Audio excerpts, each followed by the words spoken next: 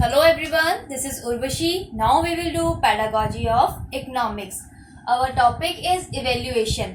तो कल मैंने आप लोगों के साथ डिस्कस किया था अबाउट इवेल्युएशन की इवेल्युएशन क्या होती है, ठीक है, उसके ऑब्जेक्टिव्स क्या थे, importance and the types of evaluation जो हम लोगों ने कल की वीडियो में डिस्कस किया था। तो आज हम लोग इसके यूजेस करेंगे और गुड करेक्टरिस्टिक्स जो भी होते हैं रिगार्डिंग इवेल्युएशन वो हम लोग करेंगे, ठीक है। तो कल की वीडियो में हम ये दो पॉइंट्स थे जो हम डिस्कस नहीं कर पाए थे, तो आज हम लोग डिस्कस करेंगे। तो इवेल्युएशन बेसिकली क्या होता है?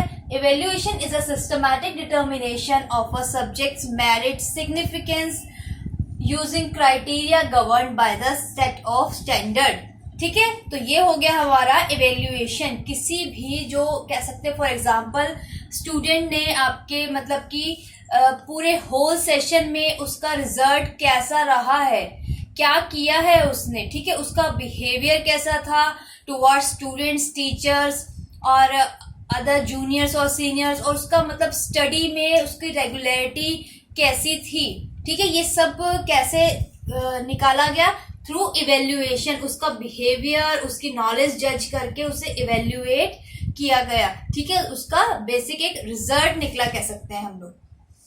तो अब हम लोग करेंगे यूजेस ऑफ इवेल्युएशन। इवेल्युएशन के यूजेस क्या क्या है? तो नंबर 1 आ जाता है, it helps in clarifying aim. It helps in clarifying AIIMS.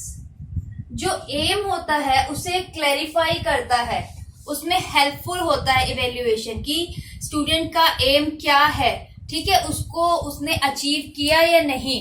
एक एम जो होता है हमें एकदम क्लियर होता है कि हमने फॉर एग्जांपल कह सकते हैं हम लोग कि स्टूडेंट डिसाइड कर लेते हैं स्टार्टिंग में या आफ्टर 3-4 मंथ्स ऑफ सेशन की in the end of the year जब हमारे फाइनल ईयर के एग्जाम्स होंगे वी स्कोर्ड 80+। तो ये एक एम होता है, वो 80+ का परसेंटेज का एक एम लेके चलते हैं। तो उन्हें वो कैसे क्लियर है कि हमने 80% ही लेने हैं। तो उसमें आपके टीचर्स उसकी कैसे हेल्प करते हैं, कोई स्टूडेंट वीक है या प्रॉब्लम आ रही है किसी सब्जेक्ट के रिगार्डिंग, सारी टीचर्स आपकी हेल्प करती है अपने स्टूडेंट्स की, ठीक है। तो इसमें हेल्पफुल क्या? Clarifying the aim. जो एम होता है वो आपको बिल्कुल क्लियर होना चाहिए, ठीक है। नेक्स्ट आ जाता है हमारा improvement in method of teaching. Improvement in method of teaching. जो टीचिंग के मेथड्स होते हैं उनमें इम्प्रूवमेंट्स आती हैं, ठीक है।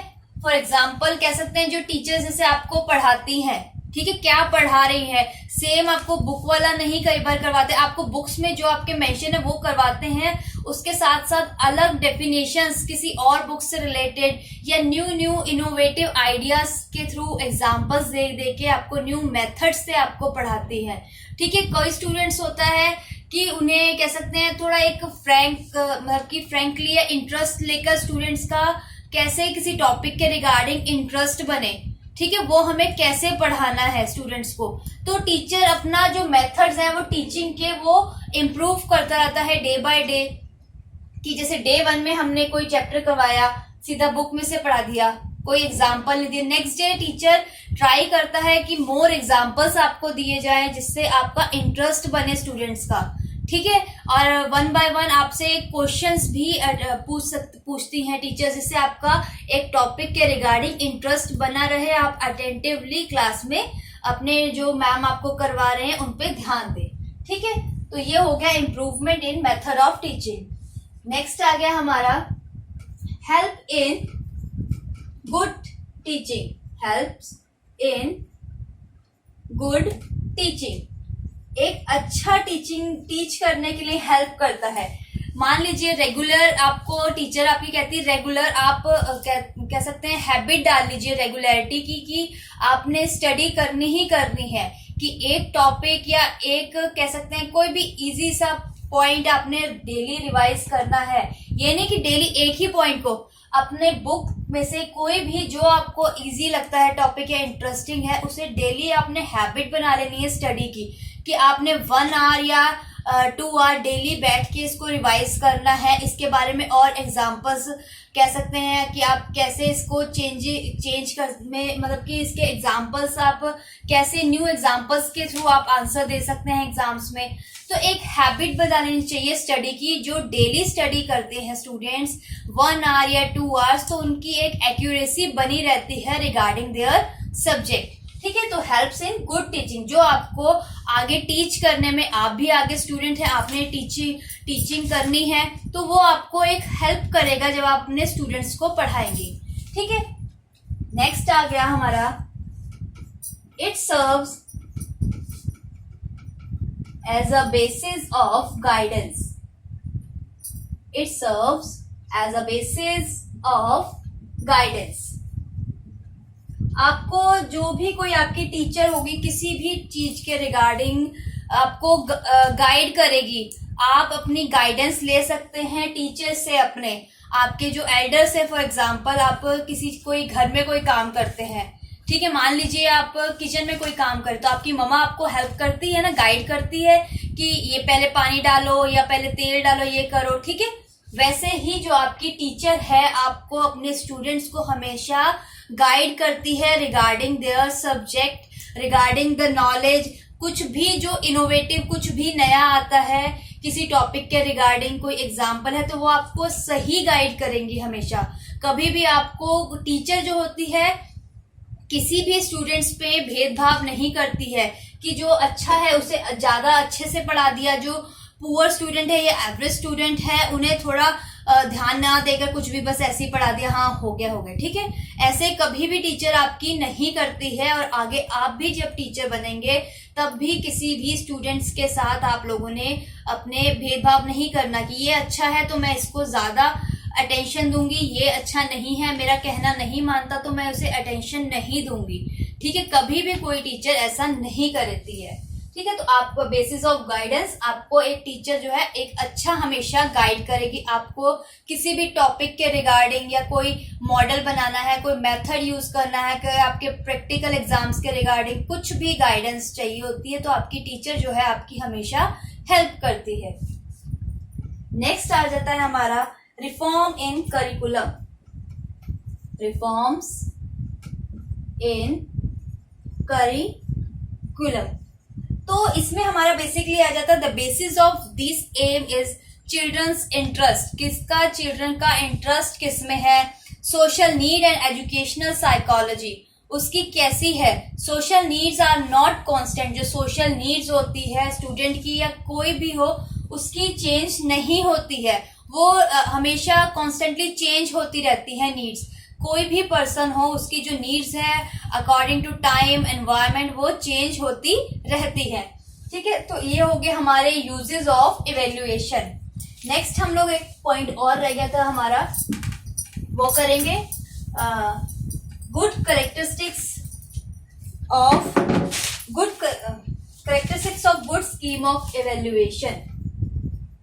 करेक्टरिस्टिक्स हमारे क्या होंगे फॉर अ गुड इवेल्युएशन के रिगार्डिंग, वो हम लोग डिस्कस करेंगे। Number 1 is validity. कहते हैं कि कोई एक बहुत ही फर्स्ट स्टेप है, फर्स्ट करेक्टरिस्टिक्स है कह सकते हैं हम लोग इसे, कि कोई वैलिडिटी टाइम पीरियड नहीं होता है। ठीक है, कि कोई भी स्टडी के में इवेल्युएशन में कोई वैलिडिटी टाइम नहीं होता है कि एक स्टूडेंट ने क्या पढ़ा है, उसकी सारी नॉलेज एक जो जितना उसने होल ईयर में पढ़ा है उसको एनुअल एग्जाम्स में आपका उसकी स्टडी का टेस्ट हो जाता है, एग्जाम हो जाता है, जिसमें उसका रिजल्ट डिक्लेयर हो जाता है कि स्टूडेंट ने क्या किया है, होल ईयर में कितनी नॉलेज गेन करी है। ठीक है, तो देयर इज कह सकते हैं हम लोग कोई स्टडी का वैलिडिटी टाइम पीरियड नहीं होता है कि कितना, इसमें हम लोग चेक करते हैं कि एक साल में कितना स्टूडेंट ने लर्न किया है। ठीक है, कितनी उसकी अंडरस्टैंडिंग हुई है रिगार्डिंग द टॉपिक। नेक्स्ट हो गया हमारा रिलायबिलिटी। रिलायबिलिटी जो कहते हैं कि कह सकते हैं हम लोग एक सिंपल सा हमारा करेक्टरिस्टिक्स है कि भाई इसमें क्या होता है, कोई भी किसी भी टाइम आपको पढ़ा सकता है। ये नहीं है कि एक ही टीचर आपको सारा दिन पढ़ाएगा, ऐसा नहीं होता। कोई भी टीचर कोई भी स्टूडेंट को किसी भी टाइम पढ़ा सकता है अपने क्लास में या ड्यूरिंग आपके स्कूल आवर्स या कॉलेज आवर्स जितने भी हैं।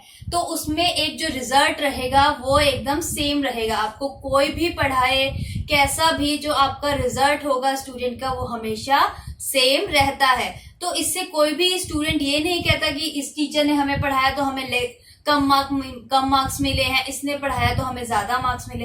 ऐसा नहीं होता। जो स्टूडेंट्स का जितना डेवलपमेंट ऑफ माइंड होती है, कितना उसका माइंड चलता है, कितनी उसकी किसी टॉपिक के रिगार्डिंग कितनी उसकी अंडरस्टैंडिंग हो रही है, तो वो सभी वो कह सकते हैं हम लोग की सेम रहती है। जो उसका लास्ट में रिजल्ट इवेल्युएट होता है वो सेम रहता है, चाहे आपको कोई भी किसी भी टाइम पढ़ाए। ठीक है, नेक्स्ट आ गया हमारा simplicity. Number 3 is simplicity. Simplicity क्या होती है कि जो हमारा इवेल्युएशन एक बहुत ही कह सकते हैं सिंपल है। ठीक है, आपको पढ़ा दिया जाएगा, कोई भी एक मतलब कह सकते हैं इवेल्युएट करना कि टीचर ने आपको मान लीजिए टेस्ट दे दिया। ठीक है, आपने टेस्ट ले लिया, आपको मैम ने टेस्ट दिया कि आपका कि कल आपका टेस्ट होगा इस चैप्टर का। नेक्स्ट डे टीचर आई आपकी, उन्होंने आपको टेस्ट का क्वेश्चंस दिए, आपने उन्हें आंसर्स लिख के आंसर शीट्स दे दी, मैम ने ली और मैम चले गए।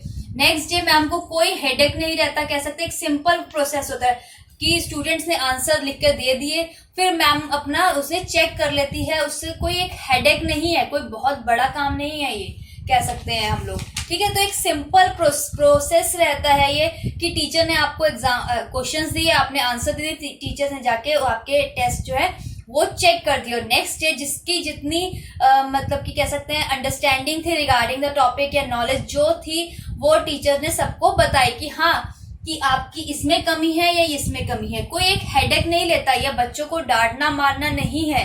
ठीक है, एक बार समझाओ नहीं आता तो दूसरी तीसरी बार टीचर की रिस्पॉन्सिबिलिटी है कि आपको बताना। ठीक है, तो ये हो गया एक कि हमारा जो इवेल्युएशन का फीचर है, एक गुड इवेल्युएशन क्या होता है, एक सिंपल होती है, कोई हेडेक कोई टीचर बर्डन नहीं होता, ना ही टीचर पे ना ही स्टूडेंट पे। ठीक है, नेक्स्ट आ जाता है हमारा कॉम्प्रीहेंसिव।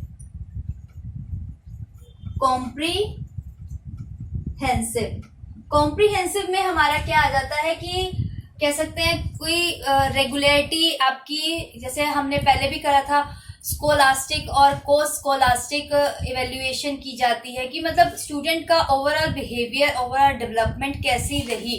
ठीक है, उसमें ये हमारा चेक होता है। एक सिंपल सा प्रोसेस है कि स्टूडेंट का इंटरेस्ट, उसका बिलीव्स, उसकी लाइफस्टाइल स्किल्स कैसी है। ठीक है, अब इसलिए एक टीचर जो होती है वही अपने स्टूडेंट्स को अंडरस्टैंड कर पाती है, समझती है कि उसका बिहेवियर कैसा है, या उसकी कोई भी डिफिकल्टीज उसे आ रही हैं तो किस सब्जेक्ट्स में आ रही है। ठीक है, खाली जो आपकी क्लास टीचर जो होती है या आपकी जो मेन सब्जेक्ट टीचर होती है, उन्हीं आपको अपने सारे स्टूडेंट्स का पता होता है कि कौन सा स्टूडेंट कैसा है, कौन सा एक्सीलेंट पोजीशन पे है या कौन सा एवरेज स्टूडेंट पे है। ठीक है, तो ये हो गया हमारा कॉम्प्रीहेंसिव। नेक्स्ट आ गया हमारा डायग्नोस्टिसिटी।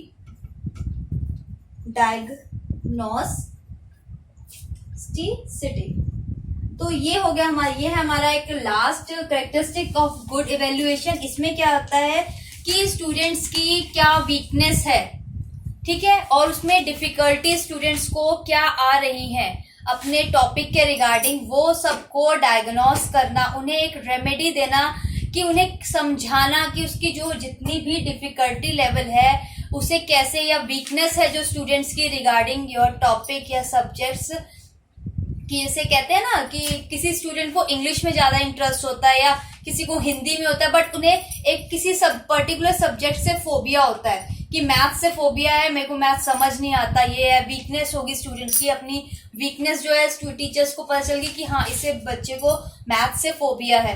ठीक है, डर लगता है कि जैसे मैथ्स का क्या हुआ, जैसे स्टूडेंट्स बना लेते हैं, कहते कि नहीं मैथ्स का कैसे होगा, मैथ्स कैसे होगा, हम कैसे करेंगे इसे, ये वो पेपर है हमारा मैथ्स का या टेस्ट है हमारा, तो हम लोग कैसे करेंगे।